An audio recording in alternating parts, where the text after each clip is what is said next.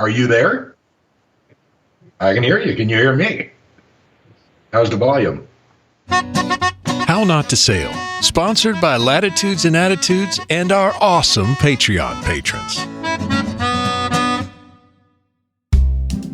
Meeting salty characters is easy when you're cruising. The first day out, I was seasick. Second day, I was seasick, wanted to die. Third day out, wished I would die. Getting the best bits on tape, as they say, can be harder. As long as you don't make me sound like an idiot. But sometimes you get great stuff. That audio is going to be golden. In Season 1, I've probably only used 1/5 of all the interview audio I recorded. And that's why I wanted to share some of the best bits we missed. And also because I still want to record birds pooping on the boat for the next episode.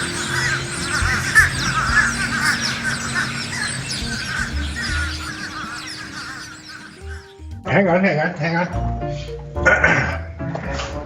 You say you want to get goofy? Yeah, there you are. You just look Greek now. In the very first episode with Bob Bitchin, we had one particular challenge. Bob was in the mountains of California, and I was in Atlanta. So episode 1 is the one and only episode in Season 1 where we used Skype. So let me just make sure I got something, and then I'll call you right back. Okay. See if I got video. You want to hang this up? Or? Yeah, I'll do that. Okay, and then just buzz me back. But when you have somebody like Captain Bob Bitchin willing to be on the inaugural episode of the podcast you haven't quite figured out yet, you go with what you got. So Skype it was. And Bob's stories did not disappoint. Among other things you didn't hear in episode 1 is the story of Bob's big bitchin' adventure and how he started Latitudes and Attitudes. Yeah, the mistake I've made my whole life is when I like something, I get really involved in it. And I like sailing. So after kidnapping my bartender, who's now my wife, but my bartender at the Portofino Yacht Club and Marina, which is where I lived, I kidnapped her, Jody, and we jumped on the boat. I told her we were going to go to the island. I meant Tahiti. Shortly thereafter, we were sailing to Tahiti. It changed my life. It was right after I sold biker and tattoo magazines to Easy Rider. Thought I had enough money to sail around for a while. I had enough money to sail around for about, I think we made it for 8 or 9 years, and went everywhere we ever wanted to go. We didn't do a circumnavigation. We just sailed all over the world. We did the Pacific, went up to Hawaii for a while, came back through the Panama Canal after stopping at Redondo Beach, our home port, to annoy our friends. And then told them, no, we're leaving again. And we went through the canal and went into the Caribbean, had a ball there. And then we went over to the Med, had a ball there, turned around, came back, met so many people. It was unbelievable. And during my cruise, I was writing a newsletter, just what I'd do is I would send a letter to a friend of mine who had an office, and his secretary would copy it, and she'd mail them to all the people on the mailing list. Started out with 30 people. By the time we got back, it was 300 people. When I came back, the only thing I knew was magazines at that time. My two best friends, one was the editor of Easy Rider, and the other was the editor of 5 magazines for Prime Media. They're all motorcycle related or car related. And they said, you need to get back in publishing business. And one of them said, I can get you a contract with a distributor. The other one said, I can get you a contract with a printer. And less than a year later, the first issue of Latitudes and Attitudes came out. It was an instant, believe it or not, hit. Within 3 years, it was the best-selling marine title on the newsstands. And we published it for 18 years. And that was the basis of my cruising problem. Thanks for that. Yeah, I ruined thousands of lives with that magazine, I can tell you. Captain Bitchin's inspired thousands of people to go cruising, that's for sure, including a couple of folks in this little nugget, which was not included in episode 1. And you may want to send your minor children out of the room for a moment. Yeah. That was more fun than a barrel of monkeys. My wife and I had been, after the South Pacific, we went up to Hawaii. I belonged to the Hawaii Yacht Club and have been a member there for 30 years. While we were there, we picked up these 2 girls that were ski instructors from Colorado, blondes, attractive. We were at the Hawaii Yacht Club, and they walked up to the boat, and they said, do you need any crew? And I looked at Jody and said, can I keep them? And she said, yeah. So we brought board, and they were the best crew we ever had because they smell better than men. Well, of course they do. And that's just the kind of salty story you'd expect from somebody that used to hang out with Evel Knievel. I went back to give Knievel his change, and we're back at Filthy's, and I was interviewed by the guy that was writing a story about Knievel for Rolling Stone magazine. And this was the issue that had the group that sang Get Your Picture on the Cover of Rolling Stone when they were on the cover. And the opening line to the story about Evel Knievel was, Bob Bitchin was, and that's how the whole story started. And it's the first time I saw my name in print. I loved it. Ego. Yeah, my head wasn't this big all the time. It's grown. Right. If you've met Bob, you know he's pretty much big all over. And with all those tattoos and stuff, the name of his 56-foot Formosa sailboat seemed to fit and led to a final interesting story that you didn't hear before. When people look at me, they'd know, oh, you're off the Lost Soul. They didn't have to ask. Right. They knew. I remember when we were in Christmas Island in the middle of the Pacific, and we were getting fuel, which you have to fill by getting 55-gallon drums of fuel and putting them in gas cans and putting in the boat. Many trips. And somebody said that the Catholic priest of the Line Islands was looking for us. And I'm like, that's weird, okay. So we find him, Father Bermond. He says, you have to take me to Fanning Island. And I'm like, why me? And he says, your boat's the Lost Soul. Yes. I said, yes. And he said, I need to go on the Lost Soul. You need to find yourself. And so we took him. And now here's what's weird. We were sailing up from Samoa to Christmas Island, which is on the Line Islands. It's 900 miles into the wind, crossing the equator. And it's iffy, We had 35 knot headwinds all the way to Christmas Island. As soon as we got to Christmas Island and fueled up, Father Bermond got on the boat, and we, with a drifter in 10 knots of wind and no seas, sailed to Fanning Island. I started to believe. I really. Anybody who does not believe in God, all you have to do is get on a boat. As soon as you're out at sea for a while, you believe. I believed. I believe we have a couple more salty characters coming up, who may or may not be Fuel Doc Debbie and Eric Stone. But first, I need to take this opportunity to thank Bob Bitchin and Latitudes and Attitudes for their sponsorship and to thank our awesome Patreon crew. If you're not afraid of catching the cruising bug, you can go to latsats.com and check out Latitudes and Attitudes online or get a print subscription for a very reasonable price. And if you've enjoyed the How Not to Sail audio podcast or YouTube channel or website or book, you can help make more of this mess by going to hownottosail.com/Patreon. And for as little as $3 a month, you can help keep the ship afloat. I sure do appreciate you. One of our most popular interviewees in Season 1 was Fuel Doc Debbie.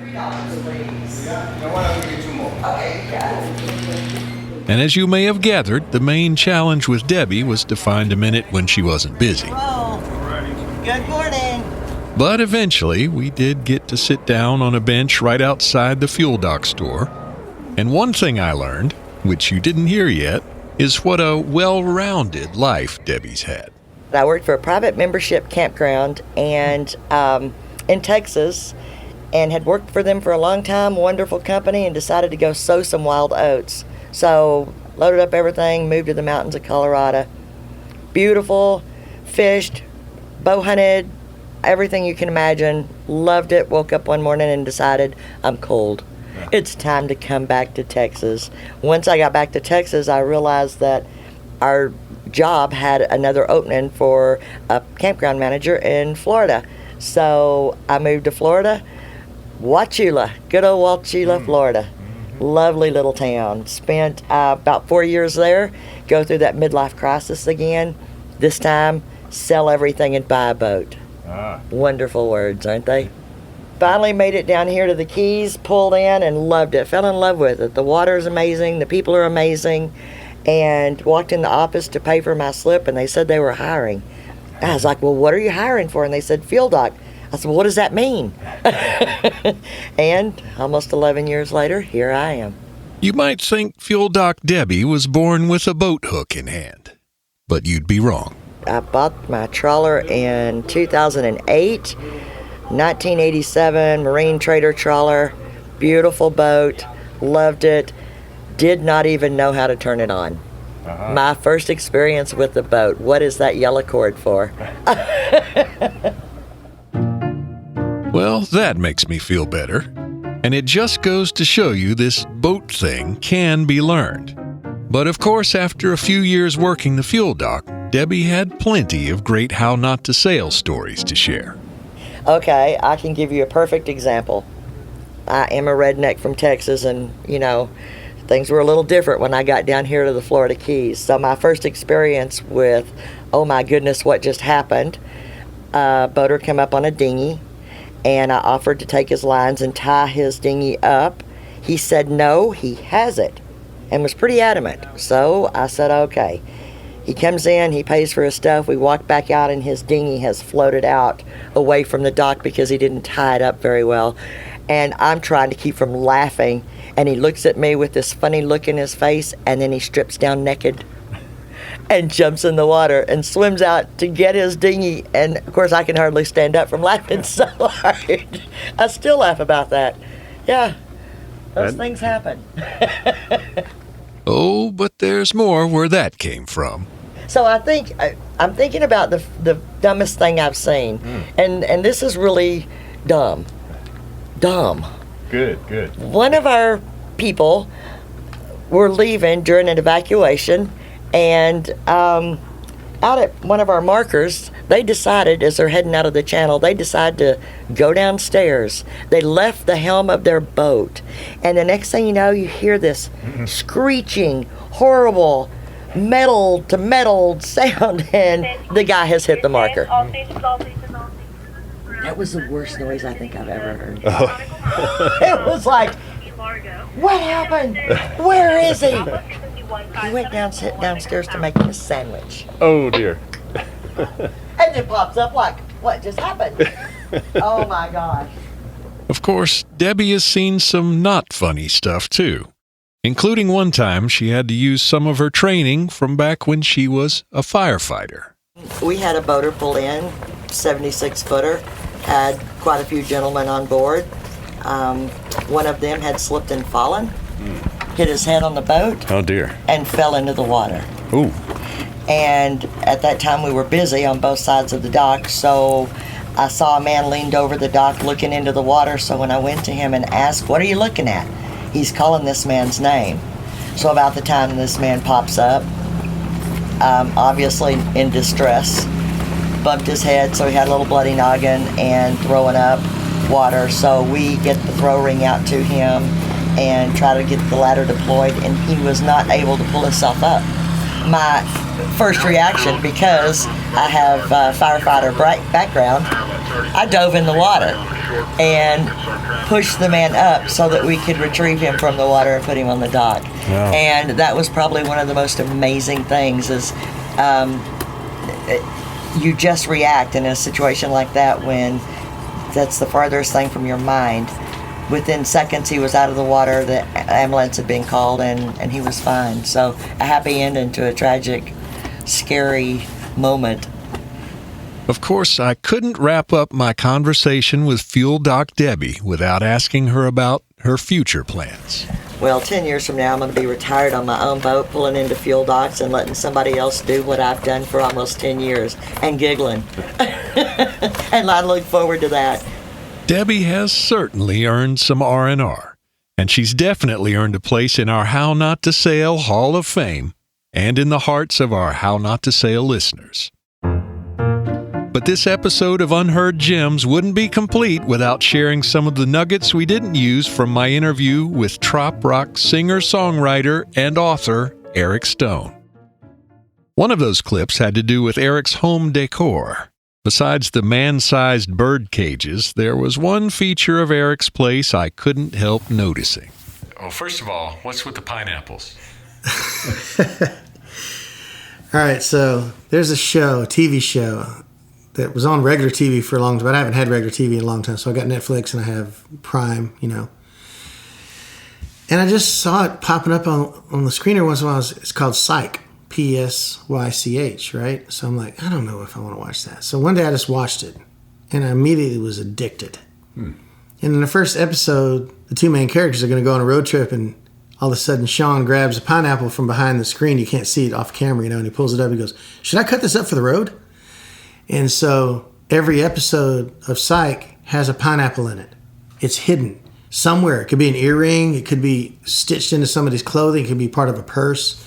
So there's a game that you can actually get. There's a website, used to be anyway, called Where's the Pineapple?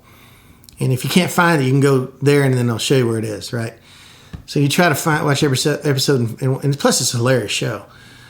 And find the pineapple, and I just became addicted. So then I started texting my friends, and when I'd be out and about, like in town or something, I'd see somebody with a pineapple T-shirt or a pineapple I'd snap a picture of it and just send it to them and go, psych.